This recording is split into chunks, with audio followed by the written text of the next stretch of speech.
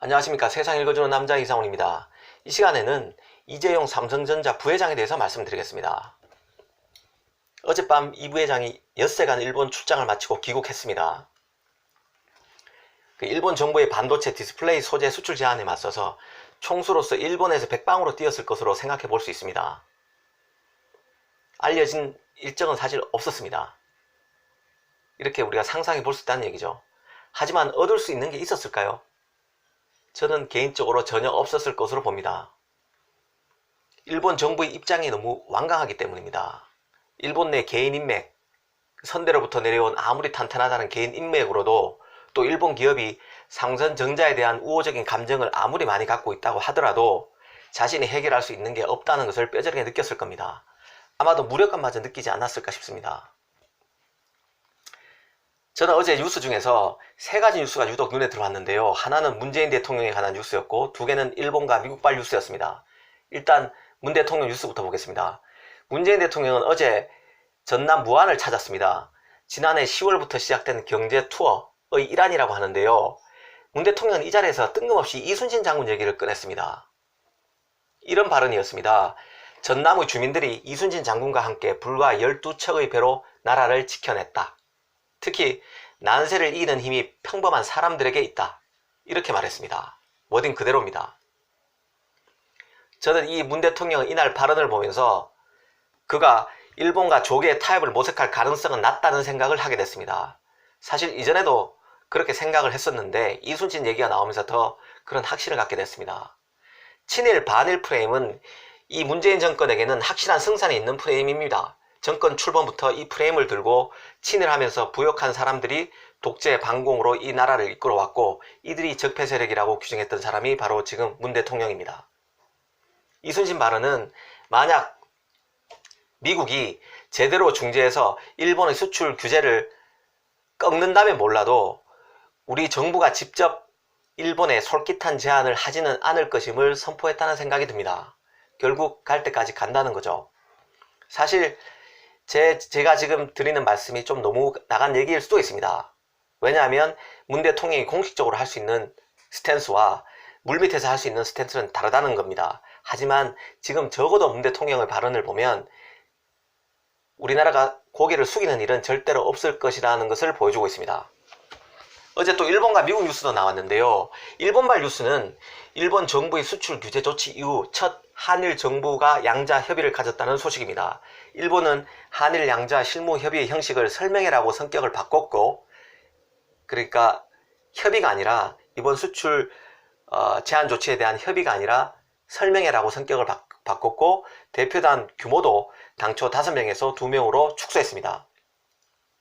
이와 관련해서 사진 몇 장이 언론에 공개됐는데요. 그 사진을 보면 무슨 창고 같아 보였습니다. 양자 협의가 진행되던 장소가 말이죠. 의전 같은 것은 아예 신경조차 쓰지 않았던 것 같습니다. 한국을 바라보는 일본 정부의 현재 마음을 그대로 회의장에 담아 놓았다는 생각이 들었는데요. 한국과 이 문제를 놓고 얘기하고 싶지 않다는 뜻으로 보였습니다. 지금 한국과 논의해서 금세 풀릴 같으면 시작도 안 했을 것이란 일본의 속마음이 무대 장치에 그대로 투영되어 있는 느낌이었습니다. 미국 관련 뉴스 또 말씀드리겠습니다. 데이비드 스틸웰이라고 미 국무부 동아시아 태평양 담당 차관보가 있습니다. 이 차관보가 한일 간 갈등에 대해서 미국 중재에 대해 부정적 의견을 밝혔습니다. 앞서 미 국무부는 한미일 관계 강화를 위해 할 수 있는 모든 일을 하겠다는 원칙적 입장을 밝혔는데요. 실제 중재 및 개의 여부에 대해서는 이 차관보 발언에서 보듯 선을 그어버린 겁니다. 하지 않겠다는 거죠. 지금 당장은. 주한미 대사인 해리스 대사도 12일 국회에서 윤상현 국회 외교통일위원장을 만나서 이렇게 얘기했습니다. 아직까지는 한일 양국이 이 문제를 잘 해결할 수 있을 것으로 본다. 한마디로 당장 한일 갈등 중재에 나서지 않겠다는 뜻이죠. 해리스는 또 이렇게도 답했습니다. 미국의 적절한 개입 시점은 그럼 뭐냐? 이렇게 물었더니 미국 기업이나 안보에 영향을 줄 때라고 언급했습니다. 트럼프 행정부 강요다운 발언이라고 볼 수 있겠네요. 어찌됐든 지금 미국도 한국이 중재에 나서줄 것을 강력하게 요청하고 있지만 사실상 손을 놓고 있고 지금 당장 움직일 뜻이 없음을 밝힌 겁니다. 김현종 청와대 국가안보실 2차장이 있죠. 지금 미국에 가 있는 상태인데요. 어제 2차장이 이렇게 얘기했습니다. 미국은 중재에 적극적인데 일본이 소식이 없다. 이 얘기는 사실 저는 절반만 맞다고 봅니다. 미국이 중재에 적극적인 게 아니라 미국도 지금 현재 관심이 없습니다. 미국의 피해가 없기 때문입니다. 결국 피해는 누가 보게 될까요? 지금 이대로 가면 삼성전자, SK하이닉스와 같은 메모리 기업이, 반도체 기업이 피해를 봅니다. 특히 삼성전자가 더 많은 피해를 보겠죠. 일전에도 제가 유튜브 방송을 통해서 문 대통령이 빨리 결자 해제하기 위해 나서야 한다고 촉구했지만 대통령은 그럴 생각이 없는 것 같습니다. 지금도 그럴 생각이 없습니다. 문 대통령은 자존심이 강하고 역사인식도 균형 잡히지 못한 인물입니다. 자신이 믿고 가는 것을 밀고 나가는 힘도 매우 강하죠. 그게 바른 방향이 아니어서 문제가 나고 있지만요. 그런 그가 이순신을 얘기했습니다. 더구나 내년 4월은 총선입니다. 문 대통령으로서는 일본이 너무 빨리 한국에 싸움을 걸어와서 당황했겠지만 어차피 반일 친일 프레임은 그가 좋아하는 단골 메뉴고 승산이 있다고 보는 단골 메뉴입니다. 지금 여건에서는요. 이 싸움이 쉽게 끝나지 않고 계속 갈 가능성이 크다는 뜻입니다. 일전에 제가 하웨이 죽이기에 나선 미국을 보면서 80년대 일본 반도체 죽이기에 나선 미국이 연상된다는 말씀을 드린 적이 있습니다. 그러면서 미국의 하웨이 죽이기가 결국 삼성에게는 천운이 되고 큰 개가 될 것이라는 진단을 해드렸습니다. 1980년대를 다시 한번 리와인드 시켜드리겠습니다. 다시 한번 말씀드릴게요. 1980년대만 해도 반도체는 미국 1강 체제였습니다. 여기에 도전장을 던진 게 엘피다 등 일본 업체였는데요. 당시 80년대 중반 무렵에는 기술을 축적한 일본이 엔저로 가격 경쟁력마저 확보했습니다. 1강 체제에 본격적인 균열을 내기 시작했죠. 당시 일본의 부상이 얼마나 위협적이었으면 일본의 반도체 수출이 미국에서는 제2의 진주만 습격에 비유되었었습니다. 그래서 빼든 게 결국 1985년 플라자 합의였습니다. 이 플라자 합의로 2년간 엔화 가치가 2배나 올랐습니다. 그리고 플라자 합의 이듬해인 1986년에는 미일 반도체 협정까지 맺었습니다. 일본 내 미국산 반도체 점유율을 기존의 2배인 20%로 높이고 저가품 수출을 중단하는 내용이 담겼죠. 일본한테는 절대적으로 불리한 내용이었습니다. 이때부터 사실 일본 반도체가 내리막을 탔습니다. 그래서 플라자 합의 당시만 해도 반도체 시장에서 존재감이 아예 없었던 시작하는 단계였던 삼성이 서서히 세를 불리더니 1993년 세계 최초로 64메가 D램 개발에 성공해서 1등에 올랐죠. 말이 1등이지만 그 뒤로는 사실 춘추전국시대였습니다. 2012년까지 일본의 엘피다가 미국의 마이크론에 인수되기까지인 1912년까지는 사실 춘추전국시대였고 그게 그 춘추전국시대 활동했던 여러 여러 영웅 중에 삼성도 한 자리를 차지하고 있었다고 보는 게 정확한 표현 같습니다.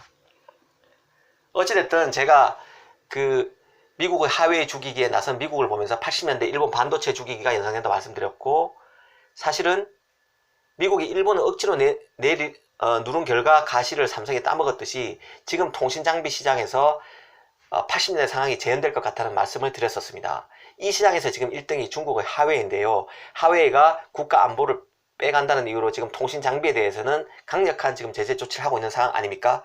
물론 메모리 수요처로서 하웨이에 대한 거래는 일정 부분 지금 터준 상태입니다. 이완 안 됐죠. 그 제재가 반 하웨이 드라이브가. 하지만 통신 장비에 대해서는 아직까지 미국이 강하게 푸시하고 있는 상황인데요. 결국 통신 장비 시장에서 지금은 존재감이 하웨이보다 훨씬 약한 4위 업체 삼성전자가 1위에 오를 것이라는 말씀을 드린 적이 있습니다. 그런데 지금 이 전망을 바꿔야 할 것 같습니다. 바로 미일 무역 분쟁에 일본의 반도체 디스플레이 소재 수출 금지 규제가 끼어들면서 그렇게 됐습니다. 지금 솔직한 심정은요. 제가 들은 생각은 삼성이 80년대 일본 반도체 짝이 될 위험성까지도 감지되는 상황입니다. 아베가 한국의 대표 기업 삼성전자 손보기를 통해서 한국 손보기에 돌입했고 트럼프도 한국의 반도체 독주를 달가워하지 않습니다. 이 둘 간 적어도 이신연신 암묵적 합의가 있었을 가능성이 크다는 뜻을 저는 신문 칼럼에서도 말씀드렸고 유튜브에서도 말씀드렸습니다. 그런데 지금 우리 문 대통령은 한국의 대표 기업이 죽든 말든 자신의 신념이 더 우선인 유형의 리더입니다. 삼성이 아무리 날고 뛰어도 판이 이렇게 짜질 때는 별 수가 없습니다. 이 부회장 입장에서는 속이 타들어갈 것입니다. 이 부회장은 지난 6월에 경연진과의 간담회에서 이렇게 말한 적이 있습니다. 10년 뒤를 장담할 수 없다. 그리고 창업의 각오로 도전하자고도 했습니다. 이때는 사실 6월이었습니다. 일본 변수도 발생하지 않았을 때입니다. 아마 이 부회장의 지금 속마음은 한 달 뒤도 장담할 수 없다. 이게 아닐까요?